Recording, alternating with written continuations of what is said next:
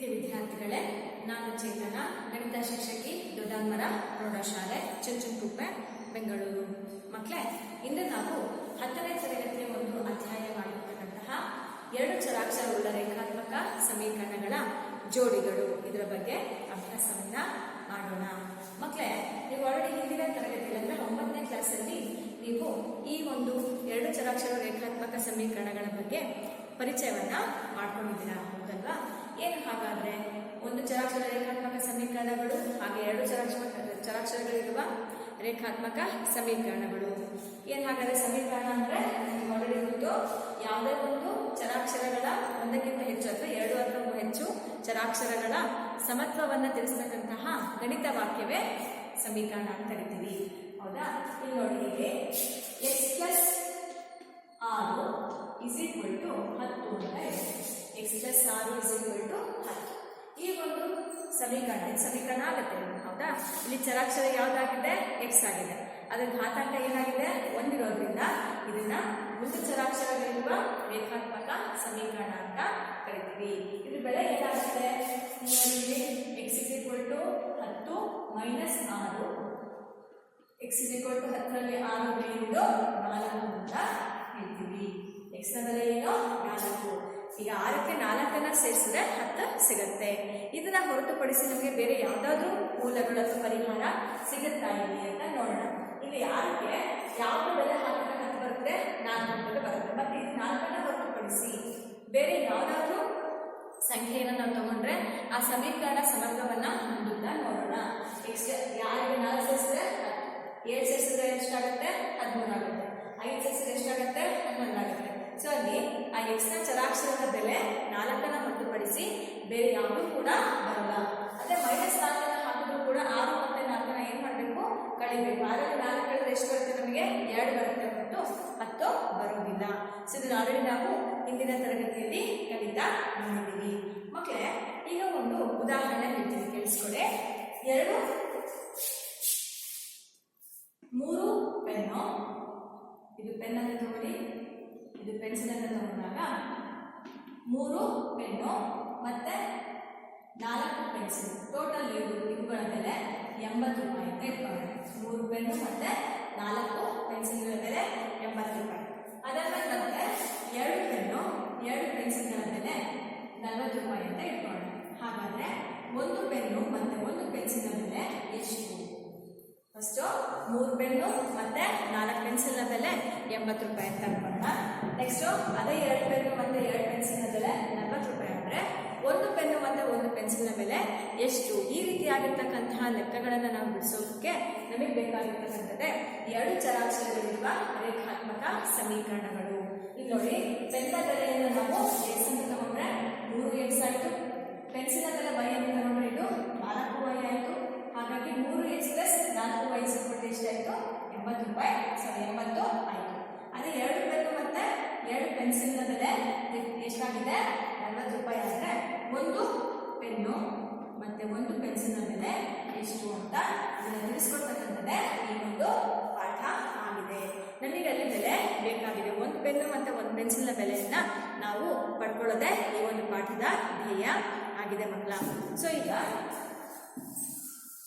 ಇಲ್ಲಿ 2 ಚರಾಕ್ಷರ ಬಂದಿದೆ, ಒಂದು x ಮತ್ತೆ ಒಂದು y ಅಂತ ಬಂದಿದೆ ಅಲ್ವಾ? ಈ ಒಂದು ಚರಾಕ್ಷರ ರೇಖಾತ್ಮಕ ಸಮೀಕರಣದ ಆದರ್ಶ ರೂಪ ನಾವೇನು ಬಂದಿದ್ವಿ? ax + b = 0, a ಮತ್ತೆ b ಗಳು ವಾಸ್ತವ ಸಂಖ್ಯೆಗಳು ಮತ್ತೆ a ≠ 0 ಅಂತ ಬಂದಿದ್ವಿ. ಈ ರೀತಿಯಾಗಿದ್ದು ಅಲ್ಲಿ ಚರಾಕ್ಷರ ಬಂದೇ ಆಗುತ್ತಾ ಇತ್ತು. ಇಲ್ಲಿ ನಮಗೆ ಒಟ್ಟಿಗೆ 2 ವಸ್ತುಗಳ ಬೆಲೆಯನ್ನು ಬೇಕಾದಾಗ 2 ಚರಾಕ್ಷರಗಳ ರೇಖಾತ್ಮಕ ಸಮೀಕರಣಗಳನ್ನ ಪಡ್ಕೊತೀವಿ. ಇಲ್ಲಿ ಪೆನ್ನು ಬಂತು, ಪೆನ್ಸಿಲ್ ಕೂಡ ಬಂತು. ಇಲ್ಲಿ ನಾವು ನೋಡಿ 3 ಪೆನ್ನು ಮತ್ತೆ 4 ಪೆನ್ಸಿಲ್ಗಳ ಬೆಲೆ ಎಷ್ಟಂತ ಬಂತು? ನಾವು 70 ಅಂತ ಬಂದ್ವಿ, ಹೌದಾ? ಇಲ್ಲಿ ನೋಡಿ, ಈ ಎಕ್ಸ್ಗೆ ನಾವು ಒಂದೊಂದೇ ಬೆಲೆ ಕೊಡ್ತಾ ಹೋದಾಗೆ y ನ ಬೆಲೆ ಏನಾಗ್ತಾ ಹೋಗುತ್ತೆ? ಬದಲಾವಣೆ ಆಗುತ್ತೆ. ಈಗ ಇನ್ನೂ ಒಂದು ಎಕ್ಸಾಂಪಲ್ ಬರ್ತೀವಿ.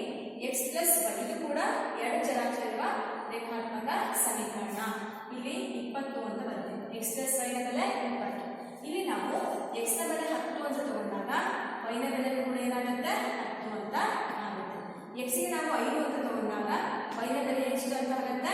15 ಅಂತ ಆಗುತ್ತೆ. ಈಗ ಎಕ್ಸ್ ನ ಬೆಲೆ 8 ಅಂತ ತಗೊಂಡಾಗ y ನ ಬೆಲೆ ಎಷ್ಟಾಗಬೇಕು ಹಾಗಾದ್ರೆ ನಮಗೆ 12 ಆಗಬೇಕು. ಸೊ ಈ ರೀತಿಯಾಗಿ ನಮಗೆ ಒಂದೊಂದು ಎಕ್ಸ್ ನ ಬೆಲೆಗೂ ಒಂದೊಂದು y ನ ಬೆಲೆ ಸಿಗ್ತಾ ಹೋಗುತ್ತೆ. ಇಲ್ಲಿ ಅಪರಿಮಿತ ಪ್ರಮಾಣ ಅಂದ್ರೆ ಅಪರಿಮಿತ ಪರಿಹಾರಗಳು ಇವೆ. ಆದ್ರೆ ನಮಗೆ ಒಂದು ಚರಾಕ್ಷರ ರೇಖಾತ್ಮಕ ಸಮೀಕರಣದಲ್ಲಿ ಒಂದು ಚರಾಕ್ಷರಕ್ಕೆ ಒಂದೇ ಬೆಲೆ ಇರುತ್ತೆ. ಇಲ್ಲಿ ನೋಡಿ ಮಕ್ಕಳೇ, ಇಲ್ಲಿ ಎರಡು ಚರಾಕ್ಷರಗಳು ಎಕ್ಸ್ ಮತ್ತೆ ವೈ, ಎರಡು ಚರಾಕ್ಷರ ಇರುವ ರೇಖಾತ್ಮಕ ಅಂದ್ರೆ ಇದರ ಘಾತಾಂಕ ಗರಿಷ್ಠ ಘಾತನೂ ಒಂದೇ ಇದೆ, ಇದರ ಗರಿಷ್ಠ ಘಾತನೂ ಕೂಡ ಒಂದೇ ಇದೆ. ಅದಕ್ಕೋಸ್ಕರ ಇದನ್ನ ನಾವೇನು ಕರಿತೀವಿ, ಎರಡು ಚರಾಕ್ಷರ ಇರುವ ರೇಖಾತ್ಮಕ ಸಮೀಕರಣಗಳು ಅಂತ ಕರಿತೀವಿ. ಹಾಗಾಗಿ ನಾವಿಲ್ಲಿ ಈ ಒಂದೊಂದು ಎಕ್ಸ್ ಬೆಲೆಗೂ ಕೂಡ ಪ್ರತ್ಯೇಕವಾಗಿರ್ತಕ್ಕಂತಹ y ನ ಬೆಲೆ ಸಿಗುತ್ತೆ.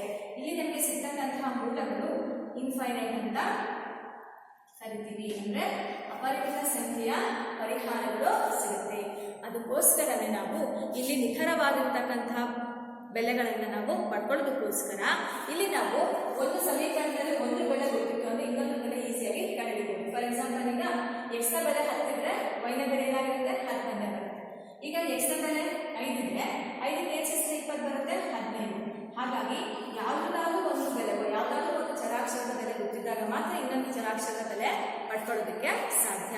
ಒಟ್ಟಿಗೆ ಒಂದು ಸಮೀಕರಣದಲ್ಲಿ ಎರಡೆರಡು ಚರಾಕ್ಷರಗಳ ಬೆಲೆಯನ್ನ ಪಡ್ಕೊಳ್ಳೋದಕ್ಕೆ ನಮಗೆ ಸಾಧ್ಯ ಇರೋದಿಲ್ಲ. ಅದಕ್ಕೋಸ್ಕರ ನಾವು ಈ ಒಂದು ಎಕ್ಸ್ ಮತ್ತೆ ವೈ ನ ಬೆಲೆಯನ್ನ ಪಡ್ಕೊಳ್ಳೋದಕ್ಕೋಸ್ಕರ ಇಲ್ಲಿ ಸಮೀಕರಣದ ಚರಾಕ್ಷರ ಎರಡು ಚರಾಕ್ಷರ ರೇಖಾತ್ಮಕ ಸಮೀಕರಣಗಳ ಜೋಡಿಗಳನ್ನ ತಗೊಳ್ತೀವಿ. ಫಾರ್ ಎಕ್ಸಾಂಪಲ್, ಇಲ್ಲಿ 40 ಅಂತ ಬರ್ತಾ ಇದೆ. ನೋಡಿ, ಇಲ್ಲಿ 3x + 4y = 80, 2x + 2y = 40. So ಈ ಎರಡು ಸಮೀಕರಣಗಳನ್ನ ನಾವು ಬಿಡಿಸಿದಾಗ ಅಥವಾ ಅವುಗಳ ಒಂದು ಸಮೀಕರಣ ಬಿಡಿಸುವಿಕೆಯಲ್ಲಿ ವಿಧಾನಗಳನ್ನ ಬಿಡಿಸಿದಾಗ ಅಲ್ಲಿ ಎಕ್ಸ್ ಮತ್ತೆ ವೈ ನ ಬೆಲೆಯನ್ನು ನಾವು ಪಡ್ಕೊಳ್ಳೋದಕ್ಕೆ ಸಾಧ್ಯ ಆಗುತ್ತೆ. ಅದಕ್ಕೋಸ್ಕರನೇ ನಾವು ಎರಡು ಚರಾಕ್ಷರಗಳ ರೇಖಾತ್ಮಕ ಸಮೀಕರಣಗಳ ಜೋಡಿಗಳು ಅಂತ ನಾವಿಲ್ಲಿ ತಗೋತೀವಿ. ಇಲ್ಲಿ ಈ ಒಂದು ರೇಖಾತ್ಮಕ ಸಮೀಕರಣದ ಆದರ್ಶ ರೂಪ ಏನಪ್ಪಾ ಅಂದ್ರೆ ax + by + c = 0. ಆದರ್ಶ ರೂಪ. ಇಲ್ಲಿ ಇದರ ಒಂದು ಆದರ್ಶ ರೂಪ ಏನಿದು ax + by + c = 0 ಆಗುತ್ತೆ. ಮಕ್ಕಳೇ, ಇಲ್ಲಿ x ಮತ್ತೆ y ಅನ್ನೋದು ಎರಡು ಚರಾಕ್ಷರಗಳು, a ಮತ್ತೆ b ಅನ್ನೋವು a b ಮತ್ತೆ c ಗಳು ವಾಸ್ತವ ಸಂಖ್ಯೆಗಳು. ವಾಸ್ತವ ಸಂಖ್ಯೆಗಳು ಅಂದ್ರೆ ಅಲ್ಲಿ ನಮಗೆ ಭಾಗಲಬ್ಧ ಮತ್ತೆ ಅಭಾಗಲಬ್ಧ ಎರಡೂ ಕೂಡ ಸಂಖ್ಯೆಗಳು ಬರ್ತವೆ. ಪ್ಲಸ್ ಮೈನಸ್ ಭಿನ್ನರಾಶಿಗಳು ಯಾರು ಬೇಕಾದ್ರೂ ನಮಗೆ ಇರಬಹುದು. ಹಾಗಾಗಿ ಇಲ್ಲಿ ಒಂದು ಕಂಡೀಷನ್ ಏನಪ್ಪ ಅಂದ್ರೆ ಎ ಮತ್ತೆ ಬಿ ಎರಡೂ ಕೂಡ 0ಗೆ ಸಮ ಆಗಿರಬಾರದು. ಇದನ್ನ ನಾವು ಹೇಗೆ ಬರ್ತೀವಿ ಅಂದ್ರೆ a² + b² ≠ 0. ಈ ಕಂಡೀಷನ್ ನಾವು ಏನ್ ಮಾಡ್ತೀವಿ ಬರೀತೀವಿ. ಇದನ್ನ ನಾವು ಸೂಚಿಸ್ತೀವಿ. ಅಂದ್ರೆ ಎರಡು ಚರಾಕ್ಷರ ರೇಖಾತ್ಮಕ ಸಮೀಕರಣದ ಒಂದು ಸಮೀಕರಣದ ಆದರ್ಶ ರೂಪ ಅಂದ್ರೆ ax + by + c.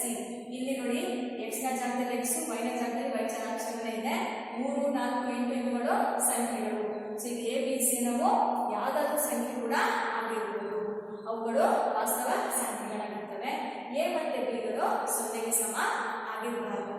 ಇದು ಒಂದು ಸಮೀಕರಣದ ಆದರ್ಶ ರೂಪ. ಅಂದ್ರೆ ಇಲ್ಲಿ ಎರಡು ಸಮೀಕರಣ ಇದ್ದಾವಲ್ವಾ, ಅದಕ್ಕೋಸ್ಕರ ನೋಡಿ x ಮತ್ತೆ y ಅದೇ ಬೆಲೆ ಇದೆ, ಚರಾಕ್ಷರ ಮಾತ್ರ ಅವೇ ಇದ್ದಾವೆ. ಈ ನಂಬರ್ಗಳಿದ್ದಾವಲ್ಲ ಸಂಖ್ಯೆಗಳು, ಅವುಗಳು ಮಾತ್ರ ಬದಲಾವಣೆ ಆಗಿದ್ದಾವೆ. ಹಾಗಾದ್ರೆ ಇದರ ಒಂದು ಆದರ್ಶ ರೂಪ ಏನಾಗುತ್ತಪ್ಪ ಅಂದ್ರೆ a1x + b1y + c1 = 0. a1 b1 c1 ಗಳು ಅವುಗಳು ಕೂಡ ವಾಸ್ತವ ಸಂಖ್ಯೆಗಳು. ಇನ್ನೊಂದು ಜೋಡಿ ಏನಪ್ಪ ಅಂದ್ರೆ a2x + b2y + c2 = 0. ಇದು ಆ ಜೋಡಿ ಅಂದ್ರೆ ಎರಡು ಚರಾಕ್ಷರ ಇರುವ ರೇಖಾತ್ಮಕ ಸಮೀಕರಣ ಜೋಡಿಗಳ ಆದರ್ಶ ರೂಪ ಆಗಿರುತ್ತೆ. ಇಲ್ಲಿ ನಾವು ಹೇಗೆ ಎ ಬಿ ಸಿಗಳು ವಾಸ್ತವ ಸಂಖ್ಯೆಗಳು ಅಂತ ತಗೊಂಡಿದ್ವಲ್ಲ, ಇಲ್ಲಿ ನೋಡಿ 3, 4, 80, 2, 2 ಮತ್ತೆ 40 ಎಲ್ಲವೂ ಕೂಡ ವಾಸ್ತವ ಸಂಖ್ಯೆಗಳೇ ಆಗಿರ್ತವೆ. ಹಾಗಾಗಿ a1 b1 c1 a2 b2 ಮತ್ತೆ c2 ಗಳು ಇಲ್ಲಿ ವಾಸ್ತವ ಸಂಖ್ಯೆಗಳು. ಇವುಗಳು ವಾಸ್ತವ ಸಂಖ್ಯೆಗಳಾಗಿರ್ತವೆ. ಅಲ್ವಾ. ಹಾಗಾಗಿ ಇಲ್ಲಿ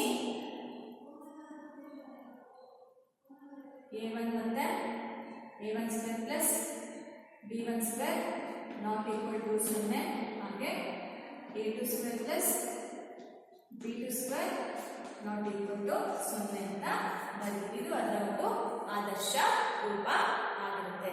ಮಕ್ಕಳೇ, ಈಗ ನಾವು ಇನ್ನೂ ಒಂದು ಉದಾಹರಣೆ ನೋಡೋಣ. ನೋಡಿ, ಇಲ್ಲಿ x plus y is equal to 10 ಅಂತ ತಗೊಳ್ಳೋಣ. x plus y is equal to 10 ಅಂತ ತಗೋಣ, ಅಥವಾ x plus y is equal to 6 ಅಂತ ತಗೊಂಡೋಣ. ಇಲ್ಲಿ ನಮಗೆ x ಗೆ ಒಂದೊಂದಕ್ಕೆ ಕೂಡ ಏನು ಎರಡು ಚರಾಕ್ಷರಗಳ ರೇಖಾತ್ಮಕ ಸಮೀಕರಣ. ಇದಕ್ಕೆ ನಮಗೆ ಪರಿಹಾರ ಬೇಕು ಅಂತ ನಾವೇನ್ ಮಾಡ್ತೀವಿ, x ಇದನ್ನ ಹೇಗೆ ಬರ್ಕೋಬಹುದು, y is equal to 6 minus x ಅಂತ ಬರೀಬಹುದು. ನಾವು 8ನೇ ಕ್ಲಾಸಲ್ಲಿ ಇದನ್ನ ಗ್ರಾಫ್ ನಕ್ಷೆ ವಿಧಾನದಲ್ಲಿ ಪ್ರತಿನಿಧಿಸುತ್ತಿದಲ್ವಾ. ಹಾಗಾಗಿ x 0 ಆದಾಗ y ನ ಬೆಲೆ ಏನಾಗುತ್ತೆ, 6 ಆಗುತ್ತೆ. ಸೊ ಇದು ಹೆಂಗೆ ಬರೀತೀವಿ, x 0 ಆದಾಗ y ನ ಬೆಲೆ 6.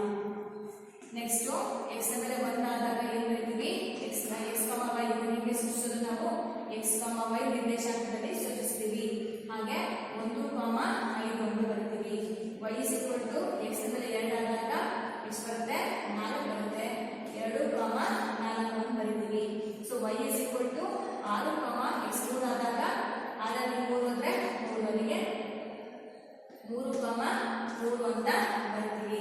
ಹಾಗೇನೆ y ನ ಬೆಲೆ ನಮಗೆ 6 ಅಂತ ತೋರಿಸ್ತೀವಿ. x ನ ಬೆಲೆ 6 ಅಂತ ತಗೊಂಡಾಗ ಅಲ್ಲಿ ಏನು ಬರುತ್ತೆ ನಮಗೆ, x ನ ಬೆಲೆ 6 ಆದಾಗ y ನ ಬೆಲೆ ಏನು ಬರುತ್ತೆ, 0 ಅಂತ ಬರುತ್ತೆ. ಸೊ ಎಲ್ಲಾ ನಿರ್ದೇಶಾಂಕಗಳನ್ನು ಕೂಡ ನಾವು ಈ ರೇಖಾಗಣಿತೀಯ ವಿಧಾನದಲ್ಲಿ ಅಂದ್ರೆ ಗ್ರಾಫ್ ನಕ್ಷೆನಲ್ಲಿ ನಾವೇನ್ ಮಾಡಿದ್ವಿ, 9ನೇ ತರಗತಿಯಲ್ಲಿ ಪ್ರತಿನಿಧಿಸಿದ್ದೀವಿ. ಸೊ ಅಲ್ಲಿ ನಮಗೆ ಬರ್ತಕ್ಕಂತಹ ಒಂದು ನಕ್ಷೆ ಯಾವ್ದಪ್ಪ ಅಂದ್ರೆ ಒಂದು ಸರಳ ರೇಖೆ, ಹೌದಲ್ವಾ. ನೋಡಿ, ಅದನ್ನ ನಾವು ಒಂದು ಇದನ್ನ ಹೇಗೆ ಬರೀತೀವಿ ಹೇಳಿ, ಅದ್ರ ಬಾಕ್ಸ್ನ ಈ ರೀತಿಯಾಗಿ ನಾವು ಬಂದಿರುವಾಗ x ಮತ್ತೆ y, x 0, x 1, x 2, x 3, x 4, x 5 ಮತ್ತೆ x 6. 0 ಆದಾಗ ಏನು ಬಂತು ನಮಗೆ, 6 ಬಂತು. 1 ಆದಾಗ ಏನು ಬಂತು, 4, 3, 2, 1, 0. ಸೊ ಇದು ನಾವನ್ನ ನಕ್ಷಾ ವಿಧಾನದಲ್ಲಿ ಪ್ರತಿನಿಧಿಸಿದಾಗ ನಮಗೆ ಯಾವಾಗ ಒಂದು ನಕ್ಷೆ ಸಿಕ್ಕಿದ್ದಕ್ಕೆ ನಮಗೆ ಒಂದು ಸರಳ ರೇಖೆ ಸಿಕ್ಕಿತ್ತು ಅಲ್ವಾ ಮಕ್ಕಳ. ನೋಡಿ, ಇಲ್ಲಿ ಈಗ ಏನು ಬರೀತೀವಿ, 0 ಬರೀತೀವಿ. ಸೊ ಅಲ್ಲಿ ನಿರ್ದಿಷ್ಟ ನಾವು ಸಂಖ್ಯೆಗಳನ್ನ ಪ್ಲಾಟ್ ಮಾಡಿದಾಗ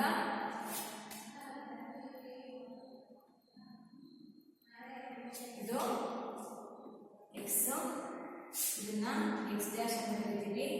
ಇಲ್ಲಿ ಹಾಗೆ ನಮ್ಮ ರೇಖೆಯನ್ನ y ಡ್ಯಾಶ್ ಅಂತ y ಅಂತ ಬರೀತೀವಲ್ವಾ.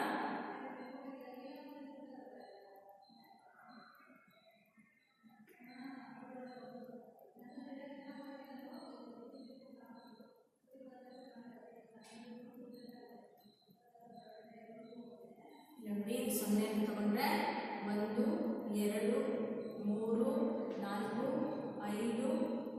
ಇದು y ಆಗುತ್ತೆ, ಇದು 2 y ಡ್ಯಾಶ್. ಇಲ್ಲೂ ಕೂಡ 1, 2, 3, 4, 5 ಮತ್ತೆ 6 ಅಂತ ಬರ್ತದೆ. ಇಲ್ಲಿ ನೋಡಿ, 0ಗೆ 6 ಅಂದ್ರೆ 0ಗೆ 6 ಪ್ಲಾಟ್ ಮಾಡ್ತೀವಿ. 1ಕ್ಕೆ 5 ಅಂದ್ರೆ ಮಕ್ಕಳೇ ಏನು ಮಾಡ್ತೀವಿ ಹೇಳಿ, ಇಲ್ಲಿ 1ಕ್ಕೆ 5, 1, 5 ಅಂತ ಪ್ರತಿನಿಧಿಸ್ತೀವಲ್ವಾ. ಹಾಗೆ 2ಕ್ಕೆ ಏನು ಮಾಡ್ತೀವಿ, 2ಕ್ಕೆ 4 ಅಂತ ಬರಿತೀವಿ. ಅದಾದ್ಮೇಲೆ ಎಷ್ಟು, 3ಕ್ಕೆ 3 ಅಂತ ಬರಿತೀವಿ. 3, 3. 4ಕ್ಕೆ ಏನು ಬರಿತೀವಿ ಹೇಳಿ, 2 ಅಂತ ಬರಿತೀವಿ. ಇಲ್ಲಿಂದ ಇಲ್ಲಿಗೆ 4ಕ್ಕೆ 2. 5ಕ್ಕೆ 1 ಅಂತ ಬರಿತೀವಿ. 6ಕ್ಕೆ 0. x 6 ಆದಾಗ y ಬೆಲೆ 0, x 5 ಆದಾಗ y ಬೆಲೆ ಎಷ್ಟು, 1. ಇವಾಗ ನಾವು ಇಲ್ಲಿಂದ ನಾವಿನ್ನ ನಕ್ಷೆಯನ್ನು ಎಳೆದಾಗ ನಮಗೆ ಸಿಗತಕ್ಕಂಥದ್ದು ಒಂದು ಏನಾಗಿರುತ್ತೆ, ಒಂದು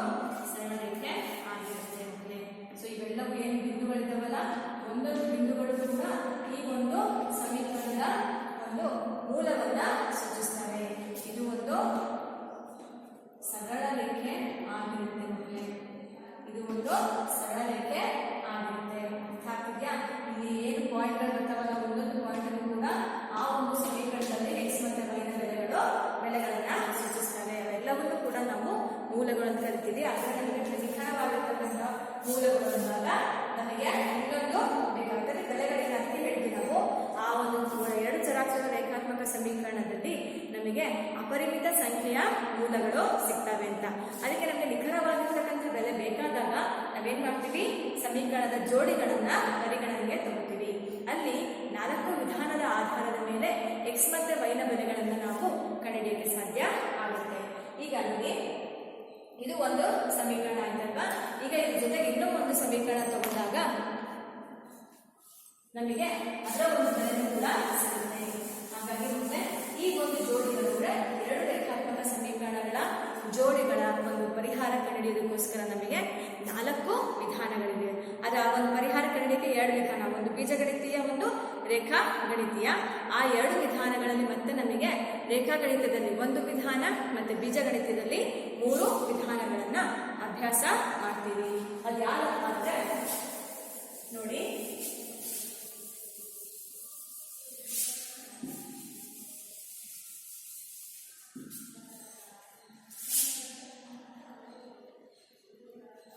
ಪರಿಹಾರ ಕಂಡುಹಿಡಿಯುವ ವಿಧಾನಗಳು. ಪರಿಹಾರ ಕಂಡುಹಿಡಿಯುವ ವಿಧಾನಗಳು ಯಾವ್ದಪ್ಪ ಅಂದ್ರೆ ಮೊದಲನೇದು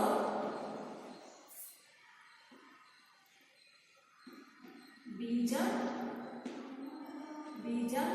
ಗಣಿತೀಯ ವಿಧಾನ. ಬೀಜಗಣಿತೀಯ ವಿಧಾನ. ಎರಡನೇದು ರೇಖಾ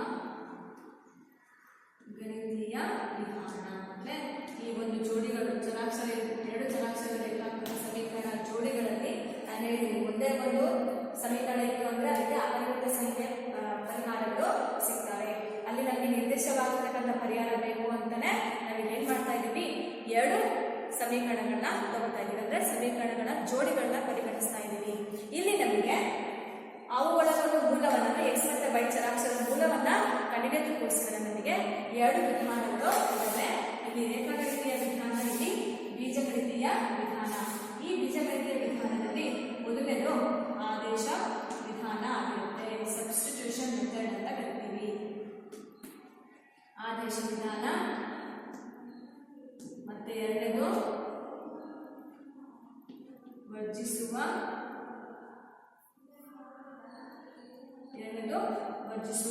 ವಿಧಾನ. ಮೂರನೇದು ಓರೆ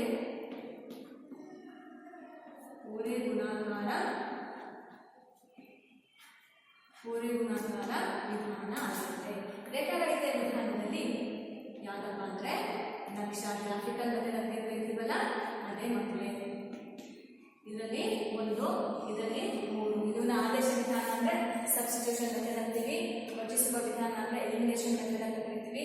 ಓರೆ ಗುಣಾಕಾರ ವಿಧಾನ ಅಂದ್ರೆ ಕ್ರಾಸ್ ಮಲ್ಟಿಪ್ಲಿಕೇಶನ್ ಅಂತ ಕರಿತೀವಿ.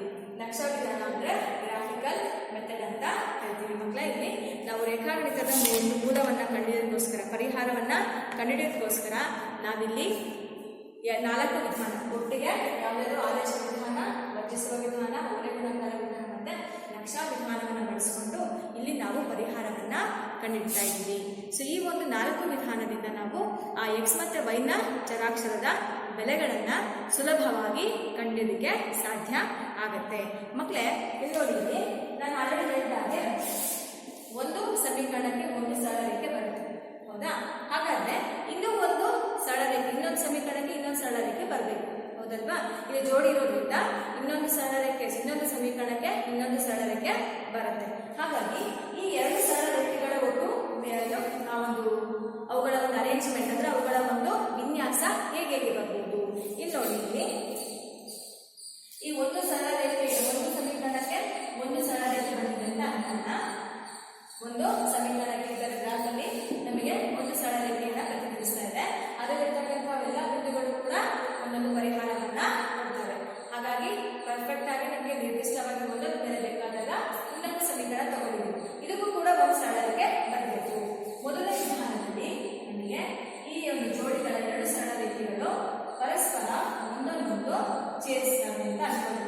ಇದು ರೇಖೆ ನಂಬರ್ 1. ಇದು ಮೊದಲನೇ ರೇಖೆ ತಗೋಣ, ಇನ್ನ ಎರಡನೇ ರೇಖೆ ತಗೋಣ. ಇವೆರಡೂ ಕೂಡ ಪರಸ್ಪರ ಒಂದೊಂದು ಒಂದು ಬಿಂದುವಿನಲ್ಲಿ ಛೇದಿಸ್ತವೆ ಅಂತ ಇಟ್ಕೊಳ್ಳೋಣ. ಅರ್ಥ ಆಯ್ತಾ?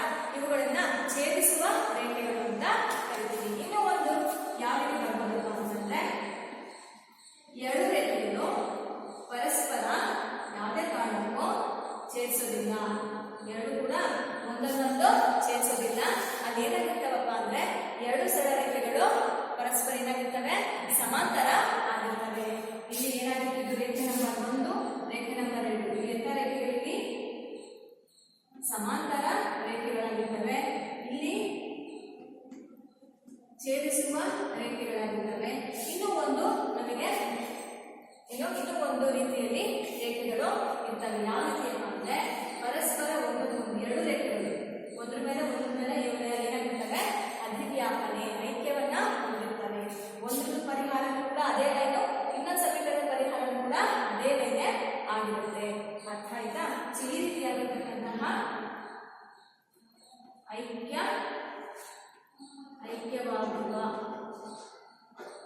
ಐಕ್ಯವಾಗುವ ಸರಳ ರೇಖೆಗಳು. ನೋಡಿ ಮಕ್ಕಳೇ, ಯಾವುದೇ ಒಂದು ಎರಡು ಚರಾಕ್ಷರ ರೇಖಾತ್ಮಕ ಸಮೀಕರಣ ಜೋಡಿಗಳಲ್ಲಿ ಒಂದು ಸಮೀಕರಣಕ್ಕೆ ಒಂದು ರೇಖೆ, ಇನ್ನೊಂದು ಸಮೀಕರಣಕ್ಕೆ ಇನ್ನೊಂದು ಸರಳ ರೇಖೆ ಸಿಗುತ್ತೆ. ಆ ಎರಡು ಸರಳ ರೇಖೆಗಳಿಗೆ ವಿನ್ಯಾಸ ಮಾಡಿರ್ತಾರಪ್ಪ ಅಂದ್ರೆ, ಆ ನಕ್ಷೆ ವಿಧಾನದಲ್ಲಿ ಆ ಎರಡು ರೇಖೆಗಳು ಪರಸ್ಪರ ಛೇದಿಸಬಹುದು ಒಂದು ಬಿಂದುವಿನಲ್ಲಿ.